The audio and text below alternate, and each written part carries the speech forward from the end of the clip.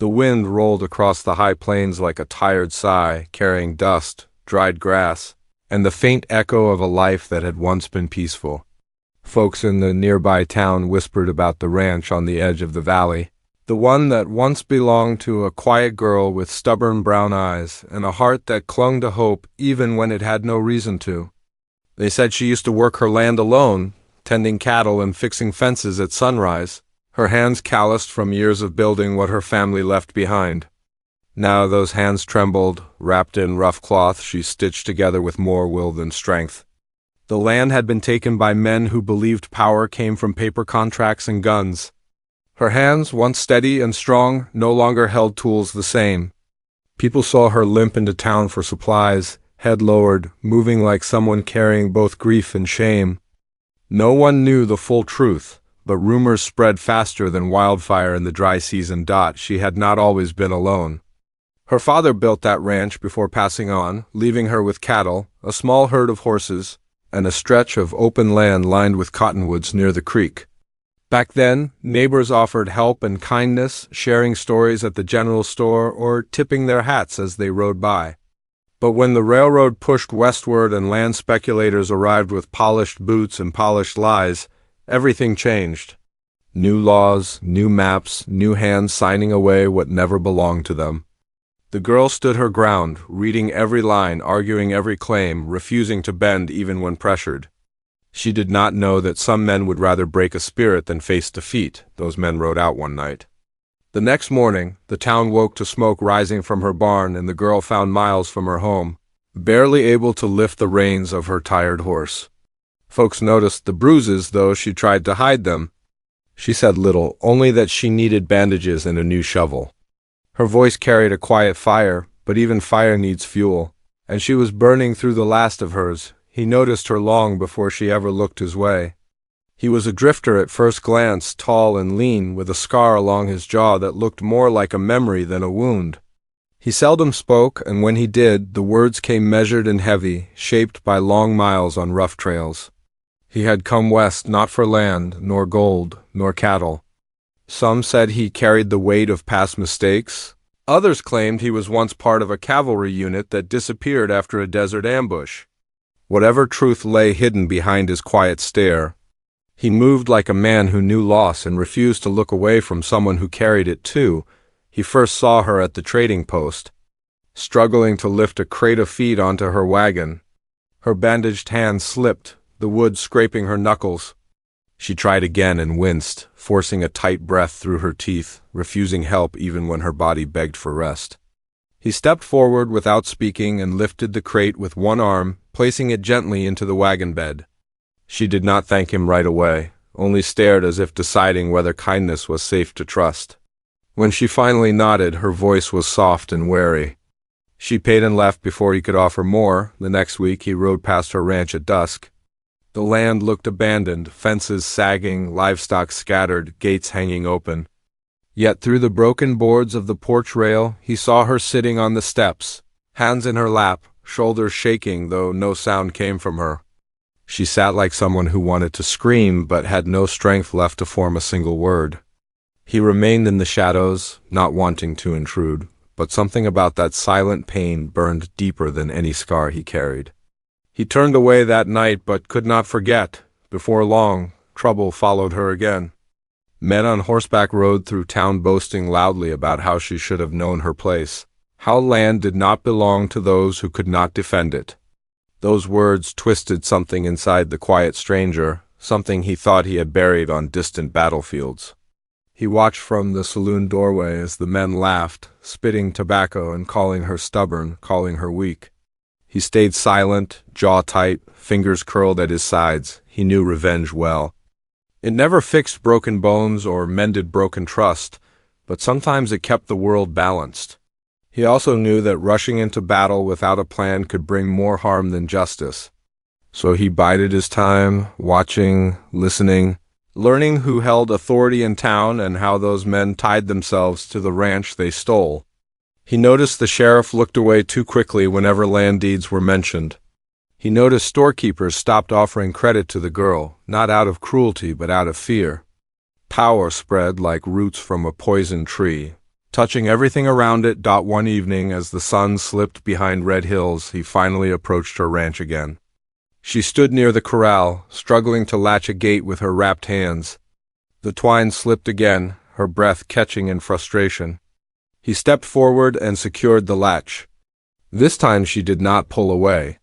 She let herself breathe, shoulders relaxing just enough to show what that small act meant. He asked her what she planned to do. She answered with only one word, rebuild, but rebuilding was not simple in a land ruled by greed. He told her she could not face this alone. She hesitated, looking down at her hands as if ashamed of their weakness. He told her strength came in many forms. She told him she could not pay anyone to help. He said he did not ask for money. The silence between them felt heavy with unspoken promises. He did not offer grand speeches or vows. He simply showed up the next morning with tools and a quiet determination that matched hers. Together they mended fences, cleared debris, and rounded scattered cattle. He worked around her injuries without pity, letting her do what she could, stepping in only when necessary. Day by day, the ranch looked less like ruins and more like a home standing back up on its own feet. Still, those who wronged her did not forget. They watched from afar, irritated that she was not crushed completely. They did not understand that some people rise stronger when broken. They began making threats again, sending riders to circle the ranch after dark, letting their horses stomp the dry soil like a warning. The stranger kept watch from the porch, hand near his holster, eyes fixed on the tree line where shadows lingered. He did not promise peace. He promised that if they came again, they would not leave as they arrived. He did not say it with anger or pride, but with a steady calm that came from knowing what he was capable of. The girl stood beside him, unsure if she feared the men outside or the man who now guarded her land. She wondered what ghosts he carried and what price his protection might demand. The night grew thick around them, the moon rising over silent grass, and she felt the first spark of something unfamiliar, something both frightening and comforting. For the first time since the attack, she did not feel alone, but dawn was coming, and with it the men who wanted her land back and wanted him gone.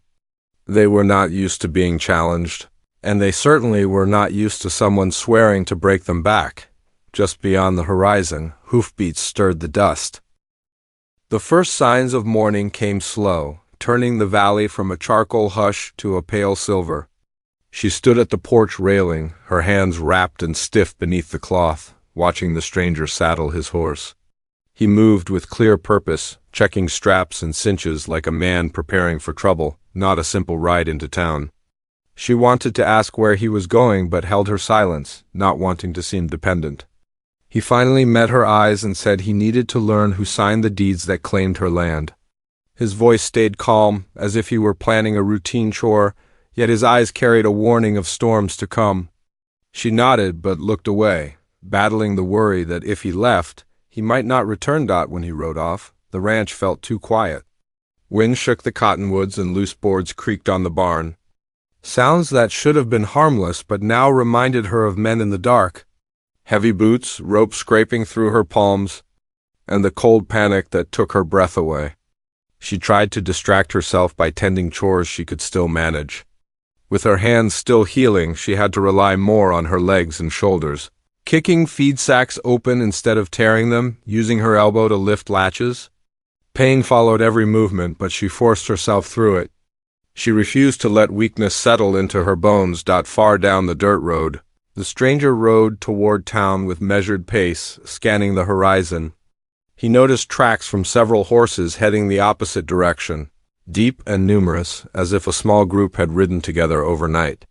The prince curved toward the hills, away from the main trail. He memorized the pattern and continued his path, but his jaw tightened. Those tracks were fresh. When he tied his horse outside the general store, several townsfolk turned to look.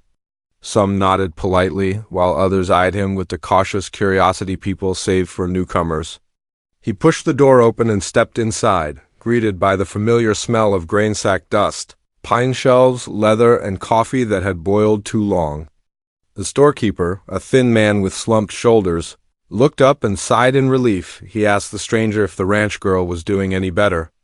The stranger did not answer right away. Instead, he asked a question of his own, wanting to know how her land was taken in the first place. The storekeeper lowered his voice and glanced toward the windows as if the wind itself might carry his words to the wrong ears. He explained that a group of men had claimed they bought the land fair and square, waving a deed stamped by a traveling notary. The stranger asked if anyone verified that stamp. The storekeeper shook his head, saying folks didn't want trouble and it was easier to believe whatever put food on their table.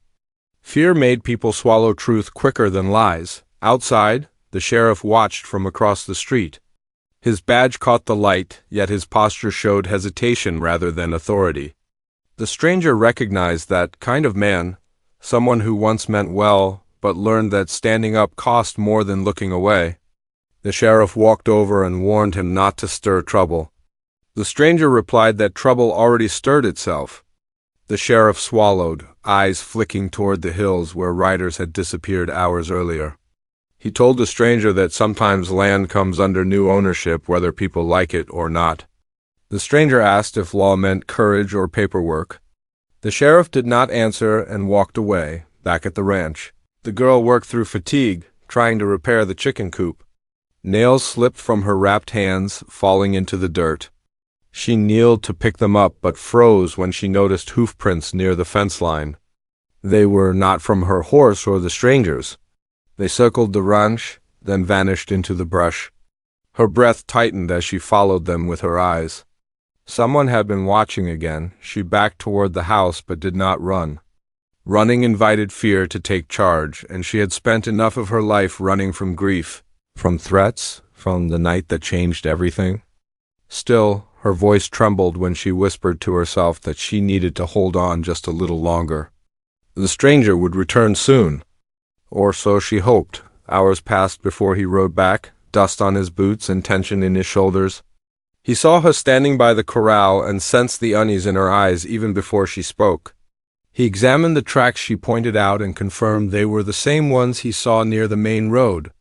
Whoever these men were, they had been moving in groups, circling like wolves testing a wounded deer. He told her they needed to set up watch, not just at night but during the day as well. She asked if he had ever faced men like this before. He did not answer right away. Instead, he removed his hat, ran a hand through his hair, and stared out across the plain. Finally, he said he once fought men who did worse for reasons smaller than land. He added that men like these did not back down without losing something they feared. Sometimes that fear was pride. Sometimes it was blood. She looked at his hands and saw faint scars across his knuckles, old and deep, as if he had fought many times without swinging first. That night, they sat by a small fire near the porch, not speaking much. She watched sparks rise into the dark sky and wondered how a stranger could care more about her land than the people who lived beside her for years. She asked why he helped her. He answered that her pain reminded him of someone he once failed. She wanted to ask who, but his voice carried an edge that told her not to dig further, not yet. She instead thanked him in a quiet tone that felt heavier than any coin she could offer. Sleep came uneasy. She dreamed of boots stomping through dirt, rough hands grabbing her wrists, barns burning, horses screaming. She woke before dawn, breath shaking, and found the stranger already awake, leaning against the porch post with his coat on, watching the horizon. He told her storms move closer when silence grows. He had heard movement in the brush before sunrise, the sound of riders holding back rather than advancing. She asked if they should leave. He told her that running would not save the land her father built, nor heal what they broke inside her spirit. Morning arrived with distant gunshots echoing through the hills. Not shots aimed at them, but a warning, someone testing range or signaling others. Birds scattered from the tree line. The stranger walked to the barn to saddle his horse again. She stepped in front of him, asking where he was going this time. He said he needed to track the riders and learn where they gathered. She grabbed his sleeve without thinking, then let go as if burned. She told him she could not handle losing help just as she began to stand again. He promised that he would return before nightfall. He spoke with a tone too steady to doubt, yet she still did. He rode toward the hills, following the hoof prints that branched like veins across the land. The closer he got, the quieter the world became. No cattle, no birds, just the wind pressing against dried mesquite.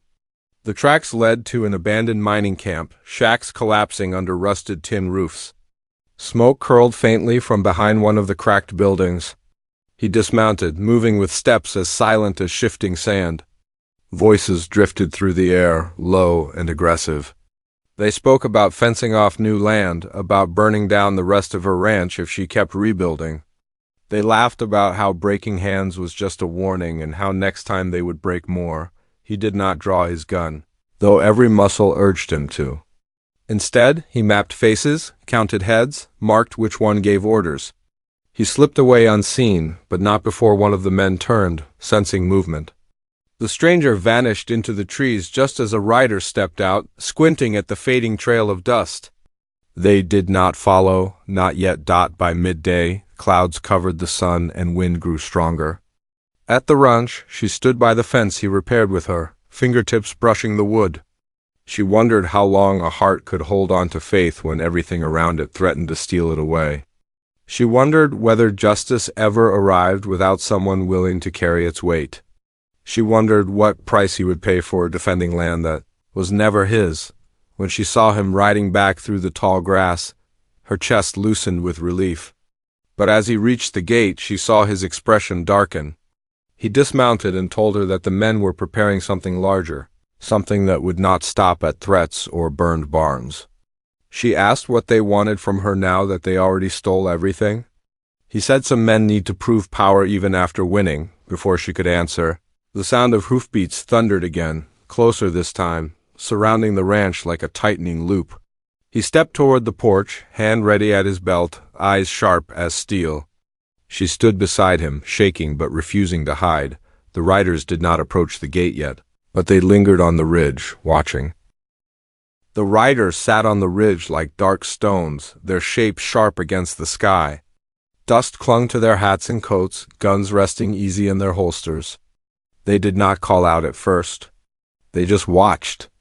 The girl could feel their stare like a weight on her skin. Her hands curled inside the bandages, aching with a memory they refused to forget. The stranger stood in front of her without a word, his body a quiet wall between her and the men above. One rider finally nudged his horse forward, just close enough for his voice to carry. He called out that the land was no longer hers, that she needed to leave before the week ended. He said the paper in his saddlebag proved it. The stranger asked calmly why a man who held lawful rights needed so many guns to back him. The rider smirked and said the frontier was full of folks who did not understand change. He warned that accidents happened to people who clung to the past. The girl felt her pulse drum in her ears. She wanted to shout that this ranch was her home, that her father built every fence post with his own hands. She wanted to demand why they burned her barn and why they hurt her when she begged them to stop. But when she opened her mouth, the words tangled with fear. The stranger spoke instead, telling the riders to leave the ridge and stop circling the ranch like vultures. His voice carried a steady force that made even the horses shift. The riders answered with laughter, not loud but cold. Then they pulled their reins and rode away, not toward town, but back toward the hills. They left behind tracks, the smell of sweat and dust, and a silence that felt more dangerous than a shout. The stranger watched them go, memorizing every face. Inside the house, the girl moved slowly, as if each step could make the world shake. The windows rattled in the wind, and she jumped, heart racing. The stranger told her that fear was not weakness.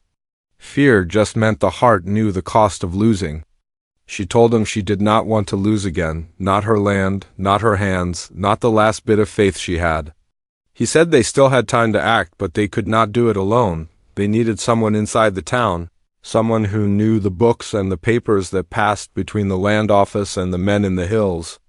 The sheriff was too tangled in his own doubts.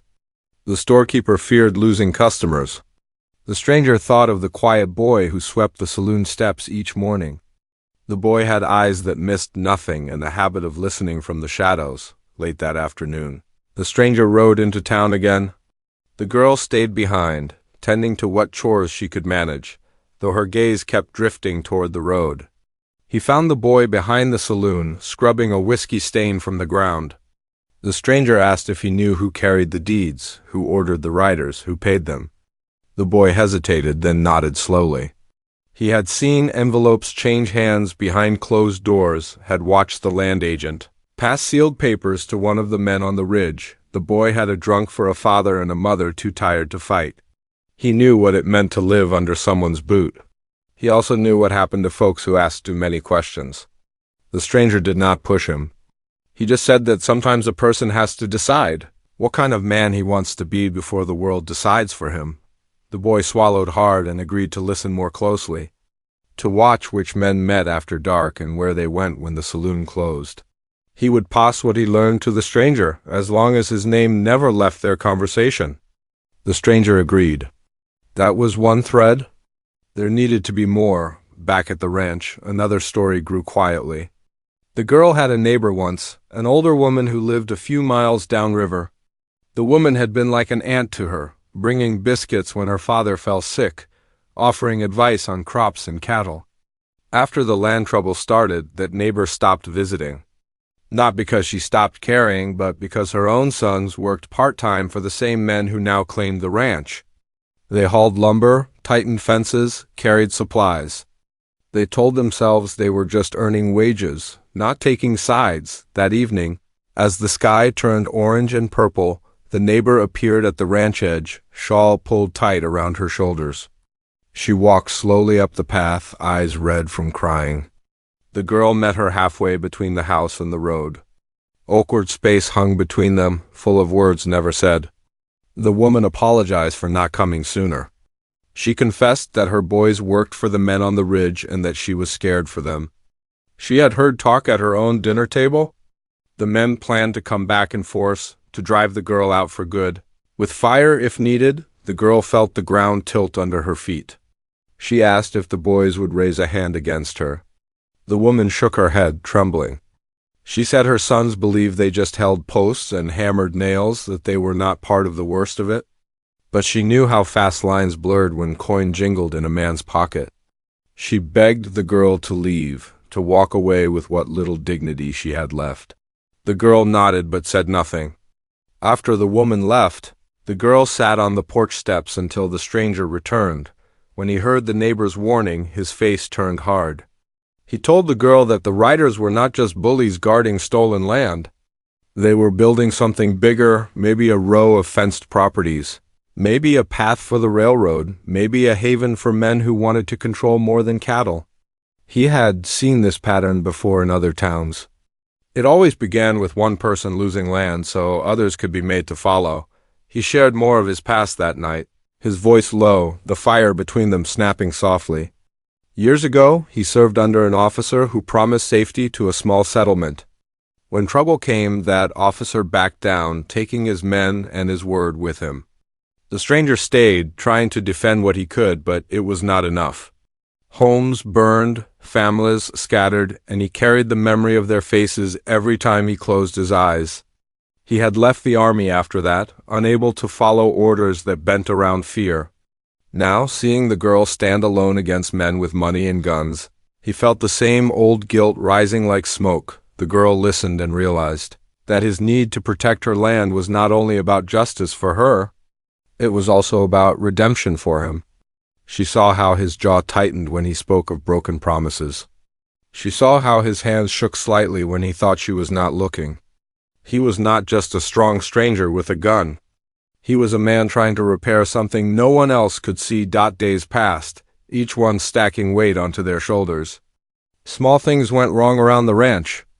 A water trough was found overturned in the morning, though no animal could have done it.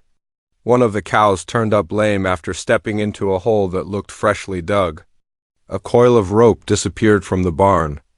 None of these acts were big enough to draw the law, but each one chipped at the edges of safety. At the same time, new threads of resistance formed. The boy in town slipped notes to the stranger under sacks of feed. He reported that the land office ledger had been altered, pages replaced. He whispered that the sheriff received a private visit from someone who left a thick envelope behind. The sheriff's eyes had been tired ever since. The stranger collected every detail like stones for a wall. The neighbor woman struggled with her own conflict. One evening, her oldest son came home with coins in his pocket and a wide grin. He said the men in the hills promised steady pay once all the new fences went up. He talked about buying better boots, maybe a new stove for his mother. She looked at the money and saw blood she could not see. Later, after he fell asleep, she rode her old mule to the ranch again. She told the girl what her son had said. She admitted she did not know how to stop him. She loved him and feared what he might become. The girl realized the fight over her land had grown beyond fences and deeds. It reached into families, twisting loyalties, making good people choose between survival and what was right. She felt anger at the sons for taking that work, but she also felt something softer. When she saw the worry in the neighbor's eyes, the stranger listened to all of this with a heavy calm. He began to plan, not just how to meet the riders if they came, but how to expose the lies holding their power together. He needed proof that the deed was forged, that the land office was bought. He needed the sheriff to remember his duty. He needed the town to see what was happening before it was too late. That meant risk, and it meant drawing a dangerous kind of attention. One night, while the moon hung low and bright over the hills, he told the girl he would have to break into the land office. Not to steal, but to copy what was there, to find the original maps and pages that had been replaced.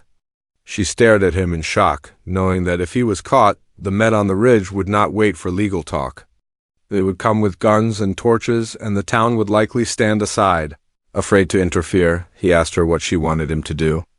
Not what he thought was right, but what she truly wanted. She hesitated.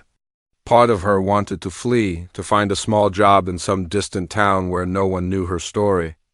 Another part could not bear the thought of leaving her father's land in the hands of men who had broken her body and dignity. She raised her wrapped hands and looked at them, at the stiff fingers that once held reins and tools with ease. She told him that when those men broke her hands, they believed they were breaking her future. She could not let them be right. If there was even a chance to take back what was stolen, then they had to try, even if it meant more danger. Her voice shook, but each word struck like a nail set firm into wood. The stranger nodded. He said they would not rush blind. They would wait for the right night, when the town slept deepest, when the land office stood empty and shadows were their allies. Until then, they would keep watching the ridge, keep tending the ranch, keep acting as though they were already beaten. He wanted the riders to think their threats were working God as days moved on, the tension wrapped around every moment. The girl felt it in the way her heart jumped at the sound of distant hoofbeats. The neighbor felt it when her sons rode off before dawn, claiming they had work apriver. The boy in town felt it when he swept the saloon and heard bits of talk about a final visit to the ranch. And the stranger felt it in the weight of the gun at his side and the ghost of the settlement he once failed. One evening, as the sun burned low and the sky bled into deep blue, the girl and the stranger stood at the edge of her land. The cottonwoods swayed, their leaves whispering secrets. From the far hills came a faint echo of laughter and the ring of hammers on posts. The men were still building something, still tightening their hold. The ranch below them looked small against the open plains, just one patch of earth in a country that seemed too wide to ever care. He turned to her and said the time for waiting was nearly over. Soon they would have to step into the center of the storm instead of standing at its edge. She met his gaze, fear and resolve woven together in her eyes. She nodded, knowing that whatever came next would test more than her courage. Somewhere between town and hills, lines were being drawn. Alliances were forming silently. And as night crept over the valley again, the riders on the ridge were not the only ones planning their next move. The coming days felt like a rope, tightening around the ranch with each breath. Every sunrise brought new signs that the men in the hills were getting ready for something large. The hammering grew louder, fences stretched farther, and smoke rose from campfires that stayed lit even after dawn. The girl watched from the porch with her shawl pulled tight across her shoulders, feeling both trapped and stubbornly rooted to her land. She whispered to herself that she would not run again. Even if her hands shook each time she carried a bucket or lifted a saddle strap, the stranger spent most of his time riding between the ranch and town, gathering small pieces of information and leaving them sewn together in his mind like a map of future battle lines. The boy from the saloon delivered another message. The men on the ridge were planning to bring a wagon full of lumber and gunmen to the ranch before the week ended to force her out permanently. The boy said the land agent was expecting to finalize the last loose end soon. He did not have to say who that meant. The stranger told him to keep his distance and stay safe, but the boy insisted he wanted to help.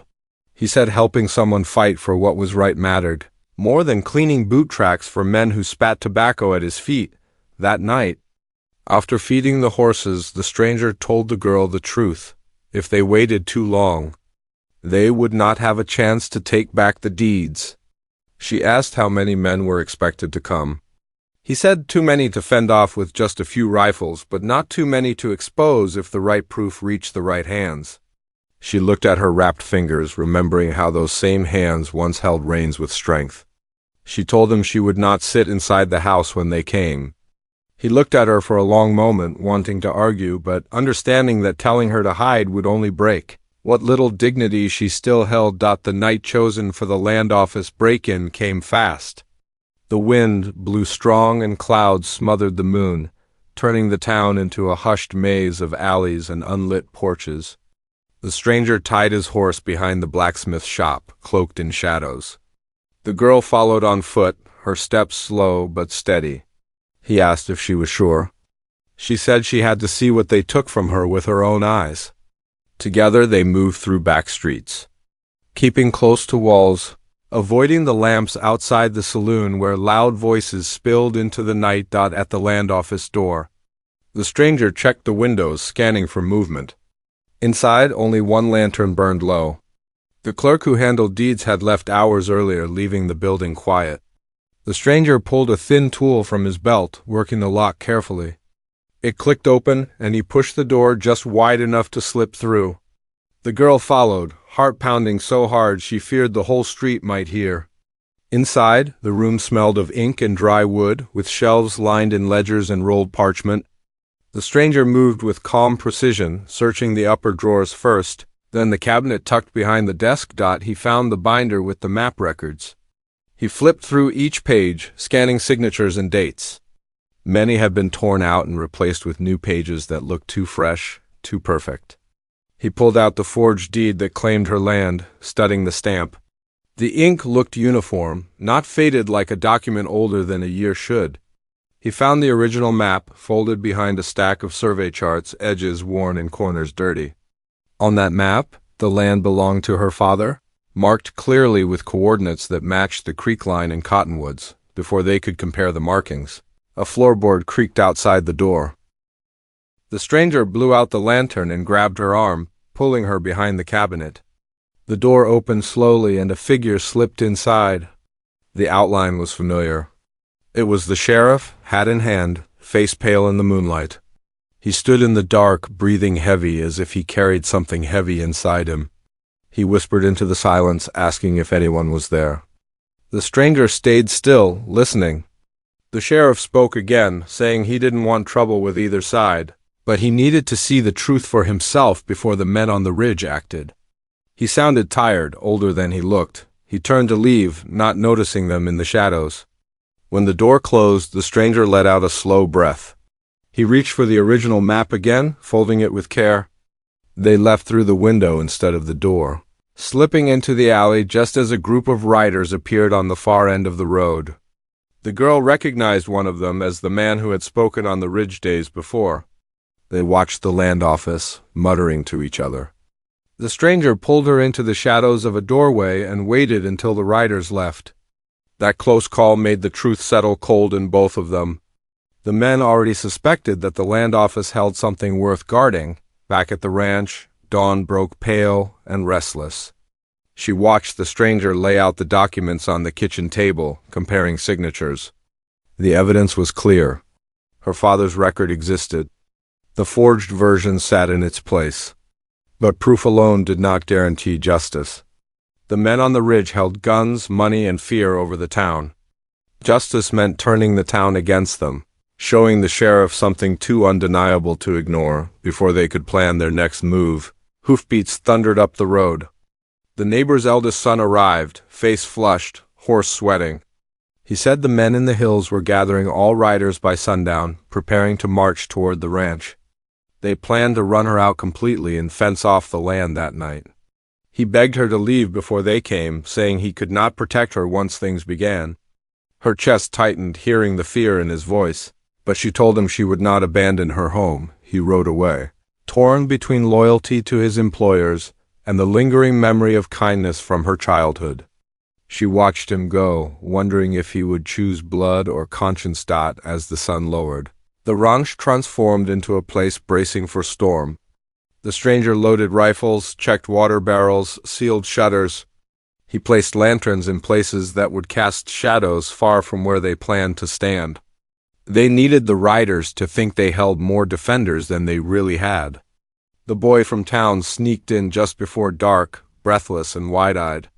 He said men were riding toward the ridge in groups of 4 and 5, armed and loud, carrying ropes and torches. He offered to help fight. The stranger told him to stay inside and watch through cracks in the boards, only speak if he saw someone circling from behind. The boy didn't want to hide, but he nodded, understanding that every roll mattered. Night fell heavy and thick. The wind carried the smell of smoke long before any flames appeared. The girl stood beside the stranger on the porch, shotgun pressed to her shoulder, though her hands trembled beneath the wraps. She knew she might not be able to pull the trigger without pain, but she stood there anyway. He glanced at her and saw not a broken woman, but someone holding the last piece of her life with shaking arms. Torches appeared on the ridge, flickering like angry stars. Then riders emerged, slow and steady, forming a line across the valley. They did not rush. They descended as if claiming land already theirs. The stranger stepped forward, coat lifting in the wind, hand near his belt, but not yet reaching. The riders fanned out, their leader at the center, face lit by the glow of fire. He called out that this was their final warning. He told her the ranch was no longer hers and that by sunrise she would be gone. One way or another, the stranger answered before she could. He said they had proof the deed was forged, proof that the land belonged to her family. He held up copies of the original map, letting the torchlight flash across the paper. The leader laughed, calling the papers worthless. He said no court, no sheriff, no town would stand against them. But for the first time, uncertainty flashed across a few riders' faces. Some shifted in their saddles, not wanting to draw blood if there was truth behind the claim. The leader raised his hand and signaled his men to move forward. The stranger stepped down off the porch, boots hitting the dirt, eyes fixed on the man who once left. Her broken on the ground, the girl held her. Breath. The ridge behind them flickered with more torches.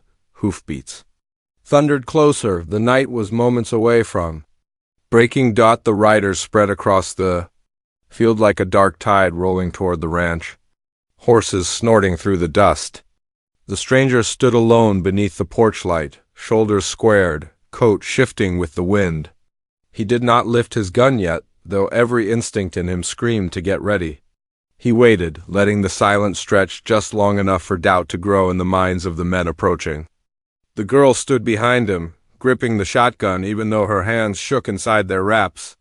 She knew she might not have the strength to fire, but it meant something to stand there with him side by side.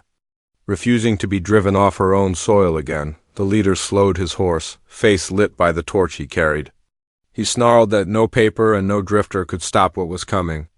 He raised his hand to signal the charge. Before he could swing it down, multiple shadows stepped out along the ridge behind the riders. Lanterns flickered and figures on horseback appeared. Not the same men from the leader's camp, but townsfolk, ranch hands, shopkeepers, farmers, people who had watched the land trouble unfold in silence until now. In the center stood the sheriff, no longer looking tired or unsure. His badge glimmered in the firelight, and he rode forward just far enough to be heard. He called out that the deed had been investigated, that the stamp on the forged claim did not match official records.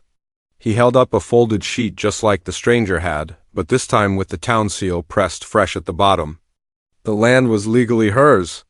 The sheriff said law did not bend to threats, and anyone moving against the ranch now would face charges. The lead rider cursed under his breath, glaring at the sheriff as if betrayal had come from someone he believed weaker. Several riders shifted uneasily, their torches shaking in their hands. Some turned their horses slightly away, no longer certain they wanted to be part of whatever came next. Seeing their hesitation, the leader called them cowards. He spat that land should belong to those strong enough to keep it, not to a girl who worked alone and a wanderer who had no past worth speaking of. He drew his gun, aiming first at the stranger. The stranger did not flinch. He simply raised his own weapon with calm precision. The girl held her breath, praying she would not hear the sound she feared most. Before either could fire, one of the neighbor's sons rode between them, blocking the leader's aim.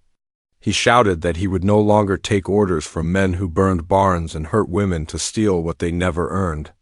His voice trembled but did not break. The leader cursed him too, saying loyalty meant obedience. The young man only shook his head, saying loyalty should mean honor. More riders faltered. The line that once looked solid now resembled scattered shadows.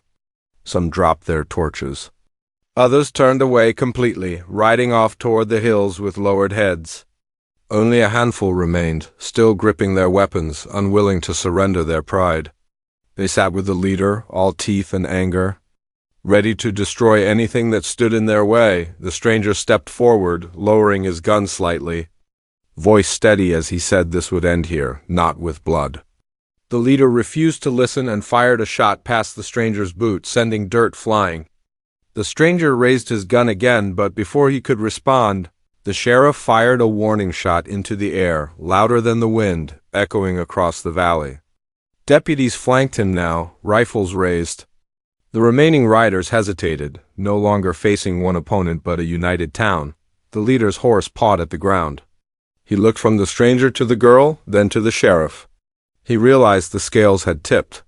He snarled one last promise that this land would never be safe and rode off into the darkness, his few loyal men trailing behind him. No one followed. No one shouted. The silence was enough to show how far he had fallen. When they disappeared over the ridge, the girl finally let her breath escape. Her legs wavered, and the stranger reached to steady her. Her hands still hurt, wrapped and fragile, but she clasped his forearm anyway, holding on like someone gripping the edge of a life she refused to lose again. The sheriff dismounted and approached slowly, hat in his hands. He apologized for not acting sooner. He admitted fear had kept him still, fear and a desire to keep peace even when peace was a lie. She told him she understood, though her voice carried the weight of every night she spent alone. Waiting for help that never came, people from town rode closer, offering quiet words, some ashamed they had stayed silent, others relieved to see the truth laid bare. The neighbor woman hurried up the slope, tears in her eyes. She hugged the girl carefully, whispering thanks that no blood was spilled. Her sons hovered nearby, heads bowed, ashamed they had been part of building fences for men who never intended to stop. In the days that followed, the ranch took on a new life. The sheriff arranged for the forged deeds to be removed from the records. The land office clerk handed over every page that had been tampered with, now marked for evidence in case the leader ever returned. People from town helped rebuild the barn, raising beams with hands that once stayed idle out of fear.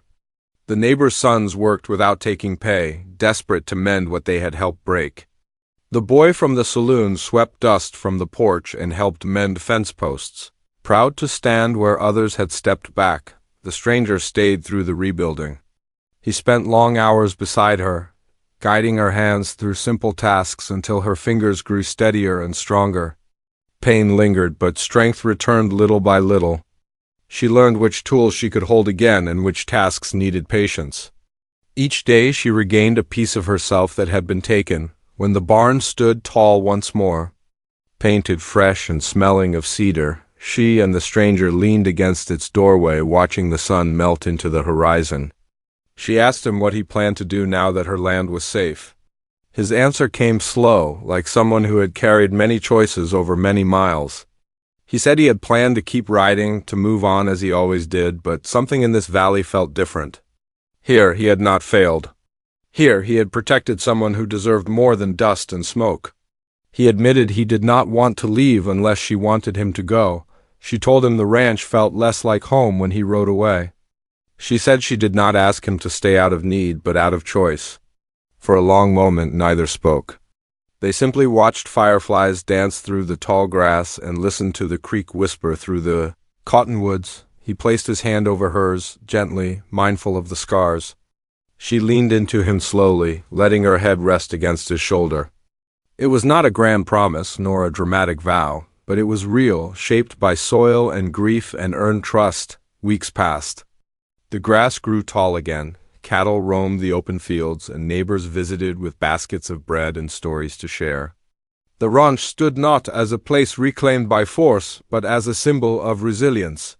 Word spread through nearby towns of a woman who refused to surrender her land and a quiet stranger who stood beside her.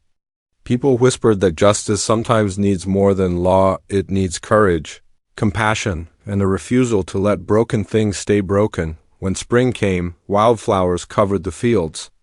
She walked the land at sunrise, breathing air that felt truly hers again, hands marked but healing. The stranger walked beside her, not guarding, not leading, simply sharing the path. They paused at the fence line, where everything had nearly been lost, and looked out across the wide plains. She whispered that her father would have been proud. The stranger nodded, saying her father raised someone strong.